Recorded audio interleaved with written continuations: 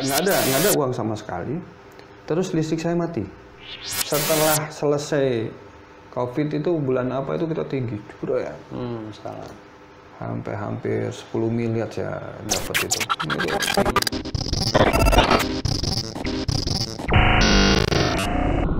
Bismillah, alhamdulillah, wassalatu wassalamu ala rasulillah wa ala alihi wa sahbihi wa man walah wa la hawla wa la quwata illa billah.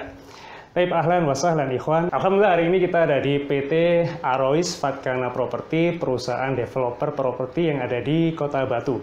Dan alhamdulillah hari ini kita sedang berada bersama Pak Indra Satya selaku komisaris dari PT Arois Fatkana Property. Kita sapa dulu beliau. Assalamualaikum, Pak. Waalaikumsalam. Bagaimana kabarnya, Pak?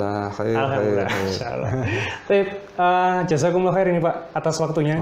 Sudah menyempatkan waktu. Insyaallah taala kita akan ngobrol-ngobrol bersama Pak Indra, yang mana Masya Allah ini beliau punya kisah yang inspiratif Insya Allah.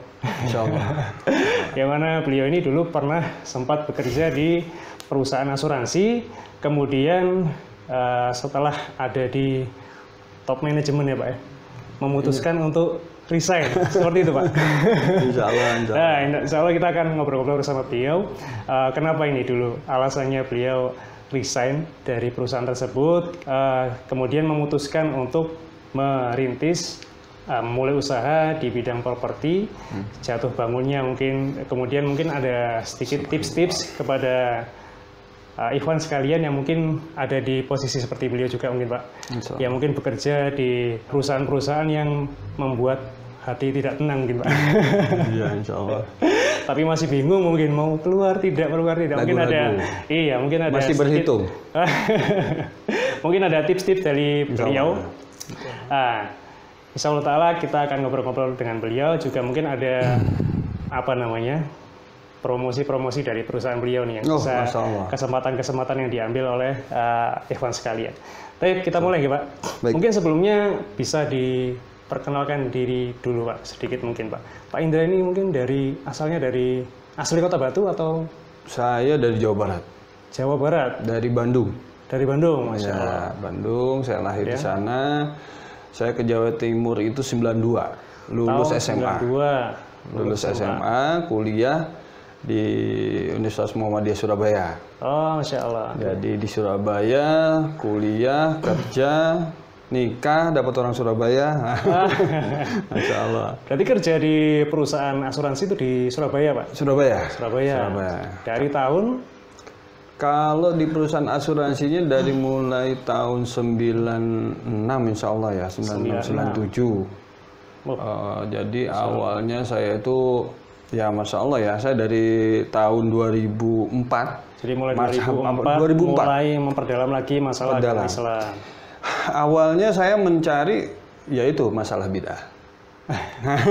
Saya berprinsip waktu itu saya mempelajari ilmu dunia, bisa hatam. Nah, kenapa ilmu akhirat justru yang penting, yang bisa menyelamatkan kita di akhirat nanti, Masya Allah, nggak saya pelajari. Nah, percuma saya pikir. Nah, akhirnya saya pelajari itu. Dan di saat saya sudah mau mempelajari, udah mendalami, sedang mendalami riba, sedang mendalami itu namanya apa, Masya Allah ya, malah yang lurus lah istilahnya. Di saat itu saya melamar pekerjaan dan keterima itu di lembaga ribawi. Dan saya gelap mata, maksudnya apa ya, kok saya terima waktu itu? Saya juga... Itu tahun? Dia itu 2006, 2007, 2006 akhir kalau nggak salah itu. Itu perusahaan asuransi tadi? Ya. Nah, sebelumnya saya di proyek ya. Oh, di proyek. Terus di kampus, saya di kampus, terus waktu itu saya juga pernah dosenin juga. Kemudian malah keterima di situ karena saya baru lulus S2, saya merasa harus memanfaatkan S2 saya gitu kan. Saya mau membuktikan kepada seseorang bahwa S2 saya ini manfaat gitu kan, nggak hanya buang duitnya, cuma gaya-gayaan, S2 nggak. Akhirnya karena mungkin obsesinya ke situ, jadi akhirnya saya ya udah nih, saya terima di lembaga asuransi itu. Dan Masya Allah saya melamar di gaji itu tidak gaji Jakarta, pertempatan Surabaya. Kan luar biasa gitu. Makanya saya ngerasa nggak mampu untuk menolak waktu itu. Udah saya jalani dulu lah gitu kan. Siap. Saya Padahal jalani. posisinya itu sudah tadi ya, sudah mempelajari sebenarnya. Sudah, dan sudah menemukan saat itu. Apa yang terjadi, Allah mungkin menguji saya. Jadi saya di situ masuk dengan yang tidak mudah ya. Terus setelah masuk itu juga saya fight untuk bisa nunjukin bahwa saya lihat nih gitu kan. Karir saya tuh cepet banget. Masya Allah, cepet banget.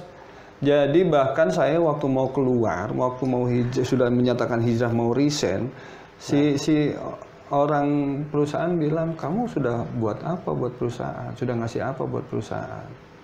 Terus Ana bilang, lihat deh sejarahnya dari mulai ini perusahaan ini lahir sampai dengan sekarang.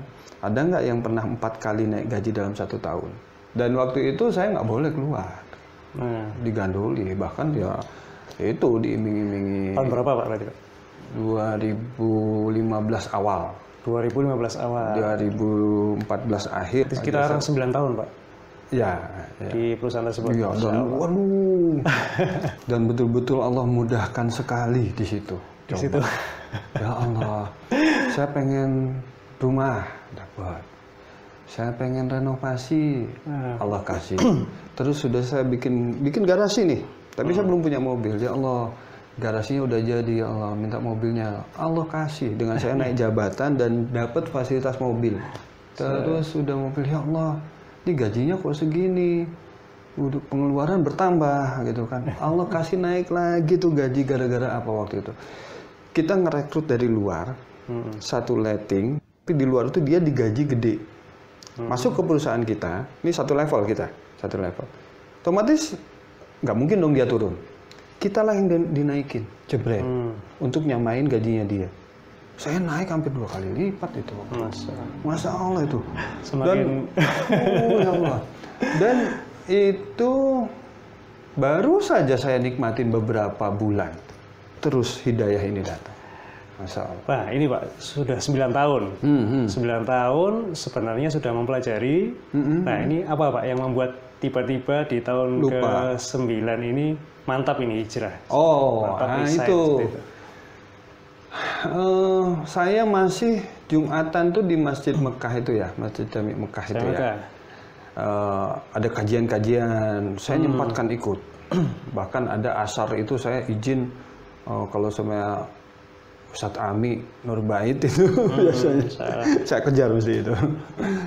Terus apa yang membuat saya terketuk itu, saya kan jadi donaturnya salah satu yayasan juru pungut, udah beberapa bulan. Terus kemudian biasanya transfer saya, didatangin ke kantor. Nah, datangin ke kantor, nanya-nanya, Pak Indra apa ada bisnis lain di luar, ada pekerjaan? Ada, saya jadi trainer di luar, tapi trainernya juga trainer bank. Masya Allah. Kemudian juga istri gimana, kerja di mana? Istri kerja jadi agen asuransi. Masya Allah. Terus kenapa sih kok nanya-nanya sampai sebegitunya gitu saya kan? Jadi mohon maaf ya Pak Indra ya, jangan marah ya Pak Indra ya, katanya. Loh kenapa emang? Ya kami tidak bisa menerima donasi Bapak dari hasil kerja di sini. Nah loh.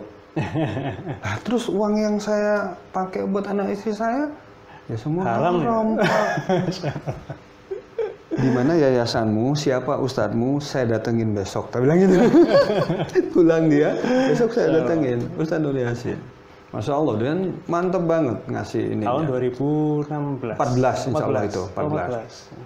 Jadi sampai dengan saya itu kan akhir tahun ya. Akhir tahun saya tuh minta sampai dengan 4 atau bulan 5 lah. Karena di situ insya Allah saya bisa dapat banyak bonus apa segala macam gitu kan, untuk modal nih bisa. Apa Pak? Itu bulan panen? Iya, ada bonus, THR, kenaikan gaji, apalagi ya. Nah itu hampir 50 juta lebih itu, zaman itu ya. Bisa dapat 50 juta insya Allah itu. Nah, Saya nawar gitu, Ustaz, boleh nggak nanti sampai bulan Maret atau April gitu? Oh ya nggak apa-apa Pak Indra, silahkan. Minta aja sama Allah, disampaikan umurnya sampai dengan bulan itu. Terus gimana dong? Berani nggak? Waduh, Masya Allah. Ya udah, Bismillah udah. Saya telepon. Waktu di Yayasan tuh saya telepon istri saya. Ini kayaknya udah mantap. Terus mau keluar nih, mau resign gitu. Ya udah, Bismillah. Tadi sebelumnya sudah ini ya? Sudah ada aban-aban ya. Dengan keluarga sudah sempat. Mendadak juga sih. Nggak terlalu yang kita rencanakan banget enggak. Mendadak dan istri saya udah langsung mengiyakan tanpa bak bibu, Masya Allah. Karena Insya Allah kalau tanpa dukungan beliau, Allah alam tuh, bener. Karena, aduh, Masya Allah ya kita habis itu kan hilang semua tuh seketika, gitu kan. Tapi mobil masih nyantol tuh. Jadi Masya Allah. Waktu saya bertekad pulang ke kantor, terus langsung saya detik itu juga pulang ke kantor tuh bikin email resign ke all agency, all cabang se-Indonesia Raya. Heboh kan? Wah, udah alasannya itu Pak. Kenapa? Ditanya alasannya kira-kira. Iya, tetap saya hidayah gitu aja. Ya mereka nggak mau tahu hidayah, apa hidayah gitu kan. Masya Allah. Dan ya sempet yang ya dicemooh, yang di Masya Allah ya Alhamdulillah sekarang ya dari naik turun ya terus sampai dengan ke titik nol pernah saya alami ya Masya Allah. Tapi saya gantungkan kepada Allah. Saya nggak yang ngasih gaji saya, rezeki kepada saya kan Allah Ta'ala. Nggak mengandalkan siapa-siapa. Saya mikirnya waktu itu seperti itu. Berarti yang membuat tekad ini jadi bulat ketika tadi Pak dikatakan coba minta sama Allah, ustinya disampaikan. Ya. Dan saya nggak nunda waktu. Tidak nunda. Saya tidak nunda waktu sedetik pun. Aduh, masalah merinding nih saya. Sedetik pun saya langsung pulang. Ya sudah, saya pulang Ustaz. Saya pulang, saya buka laptop saya ketik email resign saya. Saat itu juga. Jadi alhamdulillah keluarga juga mendukung Pak. Masya Allah. Jadi kalau dari keluarga mertua ya menyesalkan. Menyesalkan sekali. Tapi semua memasrahkan pada saya keputusan saya. Berarti sebelumnya yang membuat berat apa Pak? Kira-kira Pak? Mungkin yang dirasakan rekan-rekan juga ini. Yang mau bikin apa? Ini iya enggak? Berhitung ya Pak ya? Berhitung. Dan itu nggak bisa dihitung. Dan yang bisa mengalahkan adalah keimanan. Kuatin dulu iman. Belum ada pekerjaan, bayangan mau kerja di mana, dapat duit dari mana, belum ada. Ini Pak mungkin supaya menginspirasi rekan-rekan juga. Ketika sudah resign, apa yang Pak Indra pertama lakukan? Misalkan besoknya itu. Saya waktu itu jadi begini ya, di saat kita sudah, itu kan proses tuh, ditahan berapa bulan ya itu ya, 1,5 bulan Insya Allah. Ditahan, jadi proses itu, Masya Allah. Saya juga sempat keliling dengan gak nyaman sekali gitu kan, keliling cabang untuk, kan saya tugasnya training agency, jadi ke cabang-cabang. Jadi selama 1,5 bulan masih men-training? Masih, dan itu nggak enak banget, Masya Allah. Menyuruh orang semangat itu? Iya, dan akhirnya tanpa mereka sadari, saya menyuruh orang untuk mendorong untuk mendapatkan hidayah, untuk mencari hidayah, untuk mencari hidayah. Dan insya Allah itu semangatnya adalah semangat mencari hidayah, mencari dorongan dari Allah gitu kan. Saya nggak peduli waktu itu, pokoknya saya anggap Muslim semua. Jadi 1, 2, 3, 4, 5 kali itu ya saya isinya itu. Jadi nggak yang motivasi udah motivasi mengejar hidayah waktu itu. Udah saya oper sudah mau orang kok tumben ini Pak Indra kok begini sih ininya gitu kan, kok lain katanya. Tapi mereka terima karena memang mencari nafkah ya. Mencari nafkah, motivasinya mencari nafkah, tapi mencari nafkah yang diridhoi Allah. Pikir dong mereka. Ya mohon maaf ya. Nah, terus lagi jadi beratnya saya waktu itu ya dibilang berat tidak ya, karena saya sudah tidak lagi berhitung. Walaupun nggak boleh juga. Jadi maksudnya nggak ngitung itu ya jangan juga. Ya. Nah ini Pak mungkin Afan, tadi balik lagi yang dilakukan Pak Indra awal kali, karena kebanyakan kan kalau tadi Pak Indra juga sebutkan modal. Kebanyakan ini mikirnya, wah ini mau usaha lagi harus modal dulu nih. Waktu itu Pak Indra yang dilakukan pertama kali apa? Apakah ngumpulin modal dahulu atau menghubungi rekan-rekan dahulu atau gimana Pak? Jadi alhamdulillah saya dapat pesangon. Saya ingat banget waktu itu ke Ustadz Nur Yasin itu nanya gimana dengan pesangon saya, status pesangon saya. Masih bisa menjadi pokoknya. Asal dari situ sudah selesai, kesininya sudah bertobat, itu insya Allah menjadi halal karena apa ya bahasanya kemarin itu pokoknya menjadi pokok milik kita. Jadi bahkan rumah yang dari KPR pun saya lunasin itu ya pokoknya tetap halal. Gitu loh. Nah waktu itu saya masih ada mobil. Ada mobil Honda City tahun 2007 kalau insya Allah itu. Nah, itu saya jual. Saya ganti Honda Civic LX. Nah, Masya Allah, terus saya bikin perusahaan outsourcing. Perusahaan outsourcing. Saya dapat. Allah mudahkan kok. Allah mudahkan. Pada saat itu saya, ya Allah kok. Saya lagi bikin perusahaan outsourcing, saya butuh kantor dan kebetulan saya itu ada baru beli ruko. Rukonya nggak dipakai, suruh pakai. Dapat kantor nih, Masya Allah nih, Allah mudahkan banget gitu kan. Terus proyek pun saya dapat proyek besar banget itu di outsourcing itu. Tapi karena saya merasa, ini saya baru hijrah, tapi kok dapat usaha kayak gini. Jadi ceritanya saya dapat 1.000 karyawan untuk pengadaan karyawan. 1.000 karyawan. Tapi di situ ada selisih yang harus saya setorkan kepada pihak-pihak tertentu dari gaji UMR yang mereka dapat, dan saya dapat 200.000 per karyawan. Nah, kalikan coba 200.000 kali 1.000 per bulan. Berapa antum dapat coba? Masya Allah. Tapi nggak sesuai dengan hati nurani ya. Ini jatahnya makannya anak istrinya orang ya. Betul nggak sih? Harusnya dia dapat 2 juta, waktu itu 2.500.000 itu. 2.500.000, saya kasihkan cuman 19. 1.900.000. Jadi 600.000 itu udah kemana-mana. Ya. Akhirnya dilepas. Saya lepas. Sudah nggak ada Pak. Berarti ibaratnya ini Pak, apakah lancar-lancar saja Pak setelah hijrah ya Pak? Kan banyak yang setelah hijrah itu tambah susah Pak. Akhirnya balik lagi. Gini. Misalkan kerja di bank, dia hijrah. Iya. Kemudian setelah itu tambah susah, nggak dapat kerja dan sebagainya.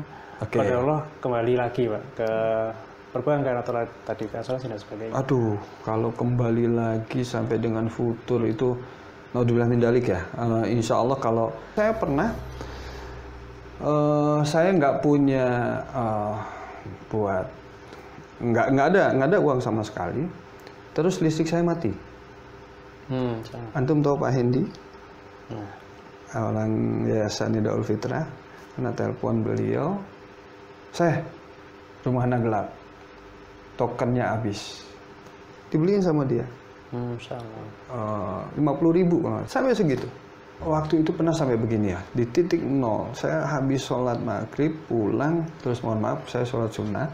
Setelah sholat sunnah itu, anak saya baru datang ngambil uang. Salah itu baru ngambil uang ke ATM. Terus uangnya tuh kata Abim itu, uangnya habis 10 juta. Kalau 10 juta uangnya habis, kamu tak kasih 100.000 langsung gitu kan. Itu anak masih duduk, masih berdoa itu. Jadi mereka pada di belakang. Apa yang terjadi di saat itu memang duit itu dengan 10.000. Cuman kan nolnya ada 2 di belakang kan di ATM gitu kan. Abim mengira itu 10 juta. Padahal cuma 10.000 dan itu ngambilnya tuh cuma 100.000 untuk beli mie kalau nggak salah itu. Terus apa yang terjadi ya Allah? Di situ Ana ngerasa dari titik nol yang paling, udah paling bawah banget, udah ya pasrah ya Allah udah. Salah. Dan Ana bilang begitu ke Abim, terus duduk ke tempat tidur buka HP. Nah pertama yang Ana buka itu bukti transfer 10 juta ke rekening Ana. Coba, ya Allah, Akbar, Dek, kamu dapat 100.000 Dek, gitu loh. Terus dari mana? Terus apa ini? Ternyata apa coba? Zakat seseorang buat saya. Pak Indra ini zakat buat sampean Pak katanya. Zakat saya katanya. Oh, kok bisa? Kok saya? Ya kan Pak Indra belum, waktu itu nggak ada pekerjaan. Pas nggak ada pekerjaan. Masya Allah. Ya pekerjaan saya di laptop, bikin reseller. Bikin reseller. Karena nggak bekerja di mana-mana ya udah saya di laptop aja deh. Yang penting nyantol wifi, ada wifi, ada data, pakai data. Nah, saya bikin toko online. Toko online yang nyomot dari ya jadi reseller gitu, tapi saya jadi anggota dulu gitu kan. Nah, itu yang belum lama dan belum menghasilkan, dan saya waktu itu hidup juga ya dari belas kasihan orang ya, Masya Allah ya. Dan itu yang paling saya ini salah. Dan saya pernah juga, Masya Allah ya, lagi butuh beli beras, terus kemudian ada telepon dari perusahaan bank ya, bank plat merah ya.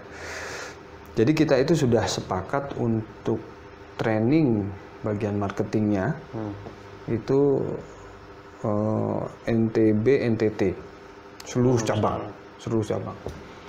Itu nilainya insya Allah 1 M lebih.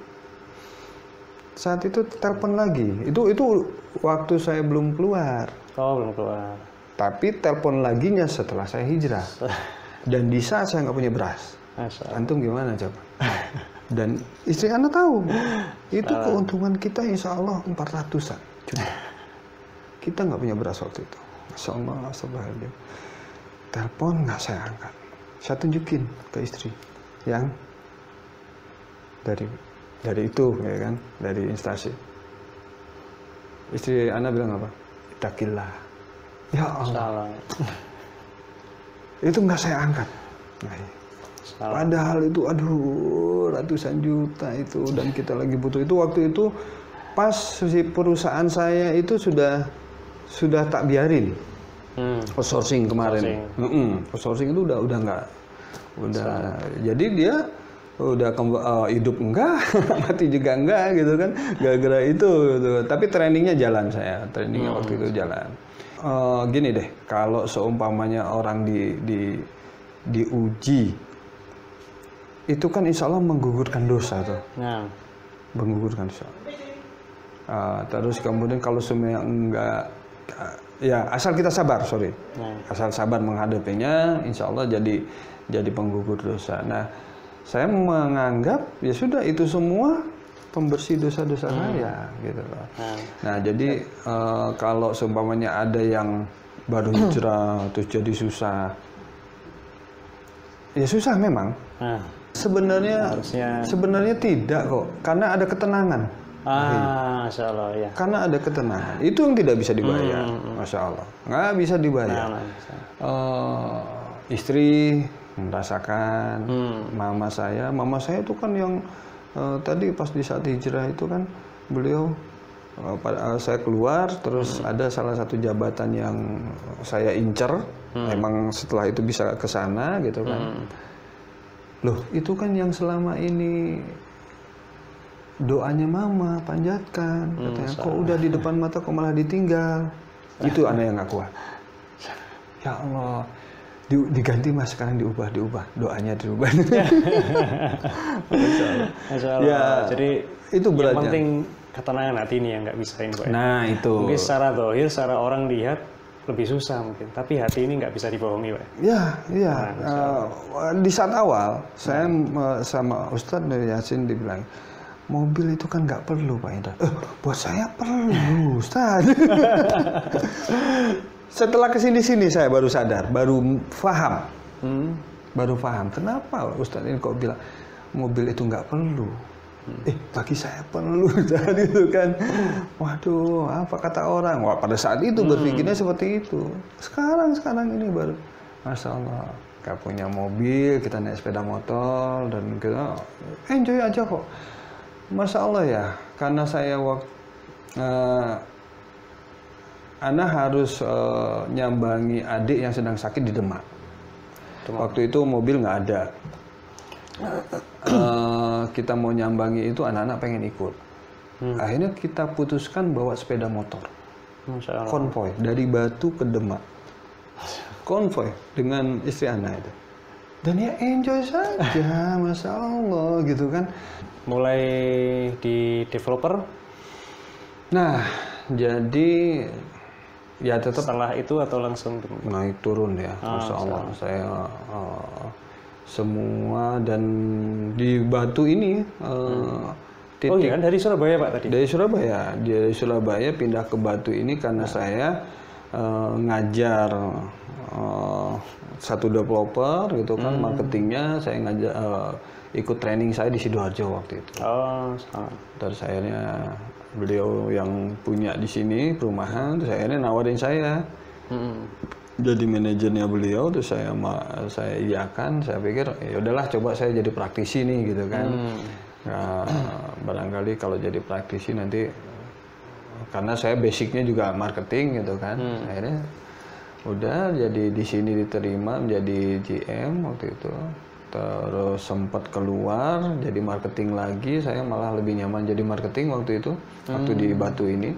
Dari marketing dari developer satu developer lainnya, terus coba buka sendiri kemarin, bekerja sama dengan kolega, cuman nggak berhasil. 1, 2, ini yang ketiga, alhamdulillah jadi Royal Arois ini. Jadi ya memang proses harus dijalani ya, dan saya merasa yakin karena insya Allah selama kita mengejarnya keridhaan Allah, ya Allah akan bantu deh. Berarti sebenarnya ini juga baru Pak ya? Baru saja.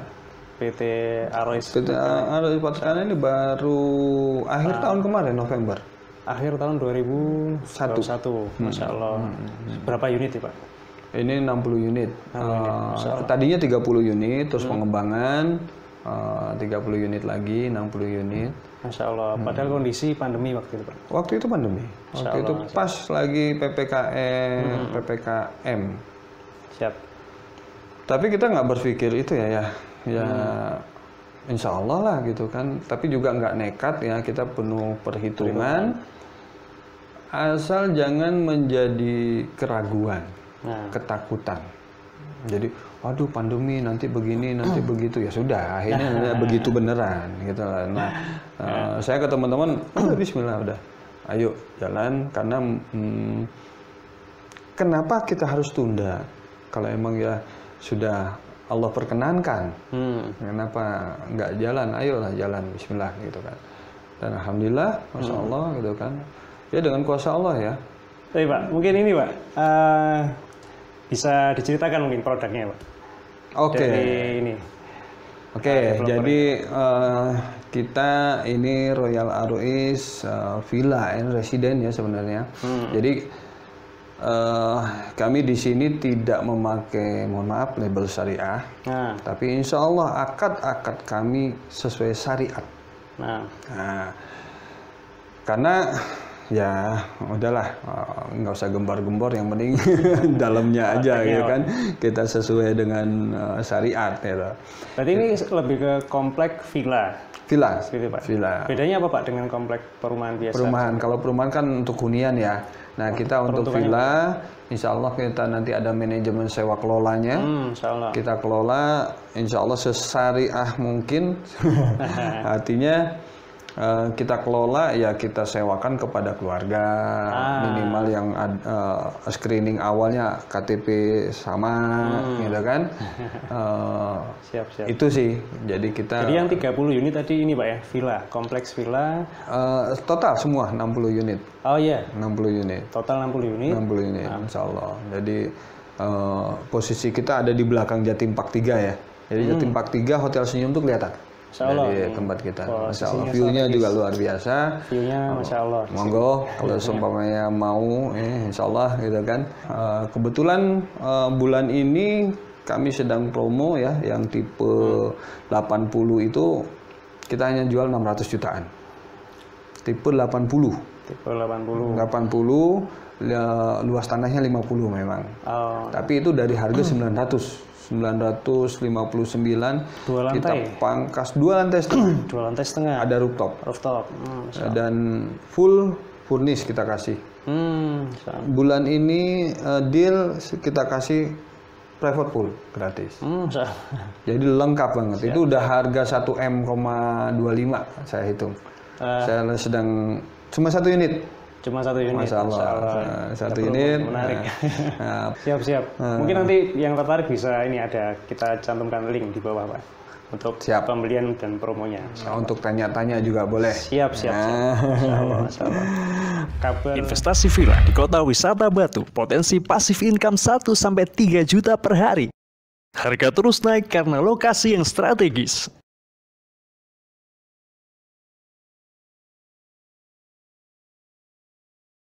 Kolam renang pribadi dan fasilitas mewah lainnya. Unit sangat terbatas dan terjual hampir setiap hari. Klik link di bawah ini sekarang juga. Jangan sampai kehabisan villa impian Anda. Kabar yang lagi sering dibicarakan Pak, resesi Pak. Nah, resesi, oke. Nah, ini apa pengaruhnya kira-kira Pak untuk misalkan bisnis properti? Kan ada yang kita dengar ini ada dua pihak nih masalah properti. Ada yang mengatakan resesi ini bakal bikin bubble.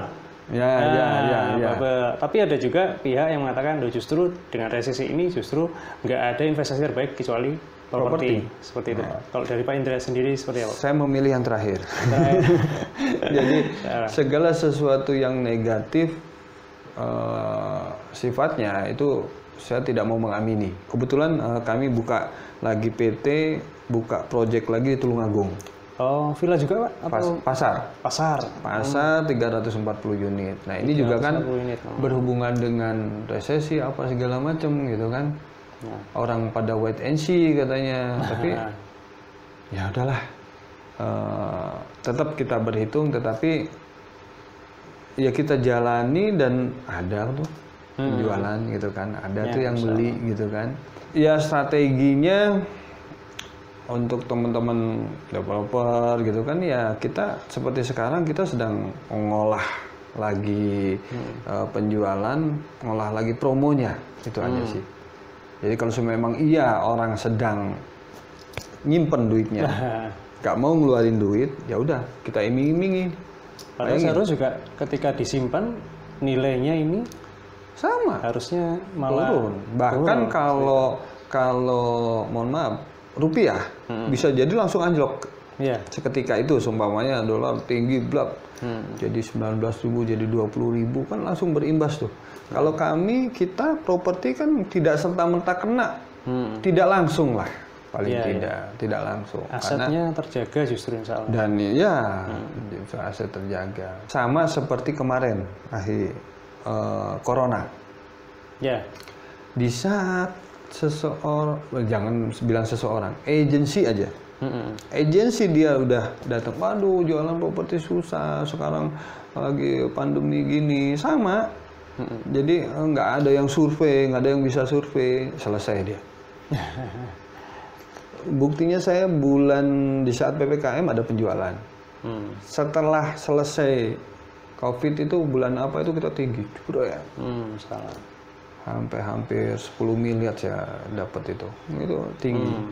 Makanya alhamdulillah kesininya di saat ini 2 bulan ini nol masih terbantu oleh cash flow yang ada. Siap. Masih kuat ya, Masya Allah ya. Ya kan Allah mudahkan juga lah. Mungkin ini Pak, ada banyak juga yang apa ya? Mungkin ada trauma juga ketika memilih developer. Nah, mungkin ada tips-tips Pak, Masya Allah. memilih developer ini Pak. Penguasaan atau ya, pembelian lahan dari developer ke petani. Ke pemilik lahan. Pemilik lahan sebelumnya. petani ya sebelumnya. Itu statusnya seperti apa? Nah, jadi jangan sampai belum dibayar udah dijual. Gitu kan. Dipasarkan dulu. Iya. Nah, kebanyakan kan seperti itu. Nah, kami kemarin itu sistem termin dan alhamdulillah yang satu blok itu 200 juta akhir tahun ini lunas. Tinggal blok atas itu nanti Mei insya Allah kita lunasi. Juga ada pesan untuk tadi rekan-rekan yang ingin hijrah tapi kata-kata terakhir Pak. Jadi kalau untuk yang mau hijrah, antum nggak usah ragu deh, nggak usah ragu udah. Kalau sudah, mohon maaf ya, kalau sudah mempelajari, kalau biasanya orang hijrah kan sudah mempelajari dong bagaimana syariat yang manhaj yang benar gitu kan. Kalau semuanya sudah di situ, udah nggak usah berhitung. Mungkin kalau semuanya butuh proses, ya memang harus butuh proses dong. Masa bayi langsung bisa lari, gitu aja sudah. Ya kan harus proses merangkak dulu, belajar tertatih-tatih dulu, berdiri dulu, terus jalan, baru bisa lari kan gitu. Ini mau langsung lari nggak bisa. Kita paksakan. Jadi kalau sudah ada niat kecil aja nih, itu udah kuat sudah. Nggak usah ragu, langsung jebret. Nggak usah pikir A, B, C, D, E, F, G. Tidak, udah. Tautkan kepada Allah. Udah. Tapi tetap berusaha. Dan saya pernah tanya ke Ustadz Nur Yasin itu, Ustadz, kira-kira saya bisa nggak kembali seperti yang kemarin-kemarin? Anak nanya begitu.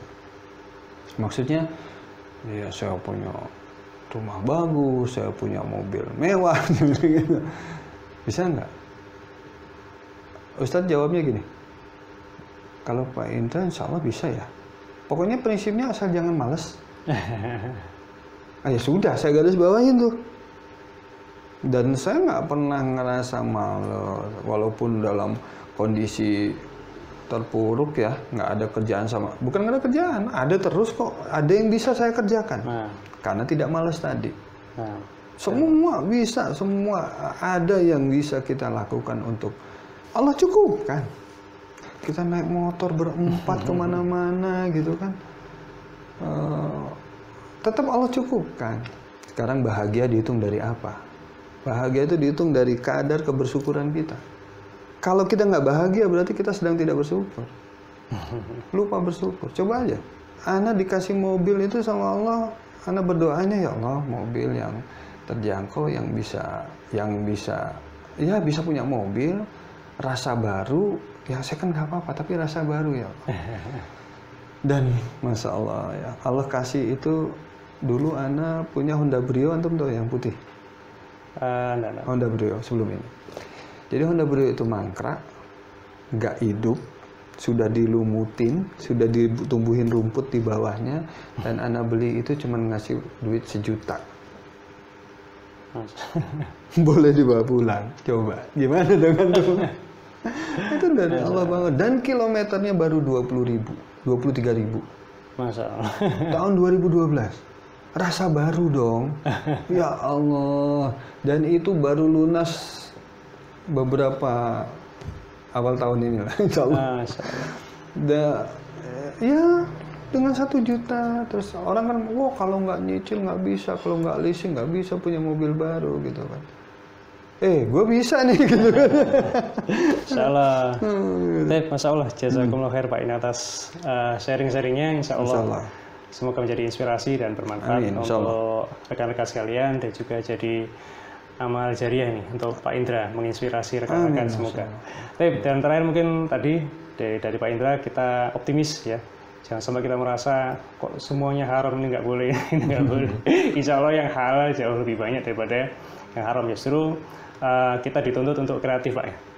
Kreatif, kita memikirkan jalan-jalan yang dihalalkan Allah SWT, mencari nafkah dari jalan yang diridhoi Allah SWT. Satu lagi Mas, mungkin berhubungan dengan yang tadi itu. Jadi kalau semuanya kita hanya berpikir logika ya dari mana, kerja apa, uang dari mana, ya selesai, nggak bisa ketemu gitu kan. Tapi sudah yakini, kejar rahmat Allah sudah. Allah akan beri, Allah akan bukakan jalannya, Allah akan limpahkan gitu kan. Tapi di saat kita memang menautkan betul-betul kepada Allah. Dah. Tawakkal 'ala Allah fa huwa hasbuh. Siapa yang bertawakal kepada Allah SWT, Allah SWT akan mencukupi kebutuhannya. Baik, mungkin itu Pak. Jazakumullah khair atas sharingnya. Kita tutup. Wabillahi taufik. Sallallahu Nabi Muhammadin wa ala alihi wa ashabihi ajma'in. Walhamdulillahirabbil alamin. Assalamualaikum warahmatullahi wabarakatuh. Waalaikumsalam.